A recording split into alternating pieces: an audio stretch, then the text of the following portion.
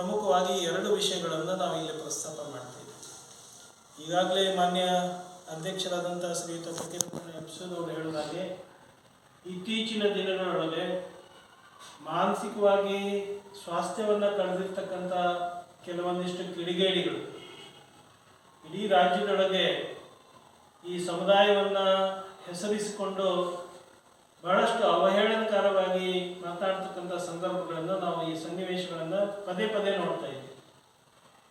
ಹಾಗಾಗಿ ಇತ್ತೀಚೆಗೆ ಮಂಡ್ಯ ಜಿಲ್ಲೆಯೊಳಗೆ ಸಮಾಜದ ಹೆಸರನ್ನು ಹೇಳಿ ಮತ್ತು ನಮ್ಮ ಅತ್ಯಂತ ಧೀಮಂತ ನಾಯಕರಾಗಿರ್ತಕ್ಕಂಥ ಮುಖ್ಯಮಂತ್ರಿಗಳಾಗಿರ್ತಕ್ಕಂಥ ಸನ್ಮಾನ್ಯ ಸಿದ್ದರಾಮಯ್ಯನವ್ರನ್ನು ಕೂಡ ಅದರಲ್ಲಿ ವೈಯಕ್ತಿಕವಾಗಿ ನಿಂದನೆ ಮಾಡಿರ್ತಕ್ಕಂಥದ್ದು ನಾವು ಎರಡೂ ಕರ್ನಾಟಕ ಪ್ರದೇಶ ಕುರುಬ ಸಂಘ ಮತ್ತು ಹಾಲ್ಮತ ಮಹಾಸಭಾ ಬಲವಾಗಿ ಇದನ್ನು ಖಂಡನೆಯನ್ನು ಮಾಡ್ತೀವಿ.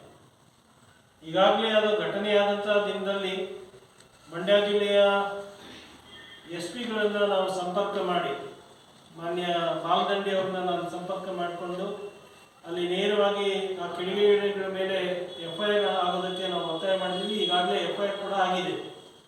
ಅದರ ಜೊತೆಗೆ ಅವರನ್ನು ನಿನ್ನೆ ಅರೆಸ್ಟ್ ಕೂಡ ಆಗಿದೆ. ನಾವೇನು ಒತ್ತಾಯ ಮಾಡ್ತಾ ಇದ್ದೀವಿ ಅಂತ ಹೇಳಿದ್ರೆ ಇಂತಹ ಕ್ರಿಮಿಗಳು ಯಾವುದೇ ಸಮಾಜಕ್ಕೆ ತನ್ನದೇ ಆಗಿರ್ತಕ್ಕಂಥ ಗೌರವ ಇರ್ತಕ್ಕಂಥದ್ದು ಮತ್ತು ಅದನ್ನು ಗೌರವಿಸ್ತಕ್ಕಂಥದ್ದು ಈ ದೇಶದ ಪ್ರತಿಯೊಬ್ಬ ಪ್ರಜೆಯ ಆದ್ಯ ಕರ್ತವ್ಯ. ಯಾವ ಸಮಾಜನೂ ಕೂಡ ಅವಹೇಳನಕರವಾಗಿ ಮಾತನಾಡ್ತಕ್ಕಂಥದ್ದು ಸಲ್ಲದು. ಹಾಗಾಗಿ ಇಂತಹ ಒಂದು ಕಿಡಿಗೇಡಿಗಳಿಂದ ಸಾಮಾಜಿಕ ಸ್ವಾಸ್ಥ್ಯ ಹಾಳಾಗ್ತಾ ಇದೆ. ಜಾತಿಗಳ ನಡುವೆ ಅಂತರ ನಿರ್ಮಾಣ ಆಗ್ತಕ್ಕಂಥ ಇಂತಹ ಸನ್ನಿವೇಶಗಳನ್ನು ನಾವು ಕಡಿವಾಣ ಹಾಕಬೇಕು ಅಂತ ಹೇಳಿದ್ರೆ ಇವ್ರ ಮೇಲೆ ಅತ್ಯಂತ ಕಠಿಣವಾಗಿರ್ತಕ್ಕಂಥ ಉಗ್ರ ಶಿಕ್ಷೆಯನ್ನು ಕಾನೂನಿನ ಅಡಿಯೊಳಗೆ ಕೈಗೊಳ್ಳಬೇಕು ಮತ್ತು ಅವರಿಬ್ಬರನ್ನ ಆ ಜಿಲ್ಲೆಯಿಂದ ಗಡಿಪಾರು ಮಾಡೋದಕ್ಕೆ ನಾವು ಒತ್ತಾಯ ಮಾಡ್ತಾ ಇದ್ದೀವಿ.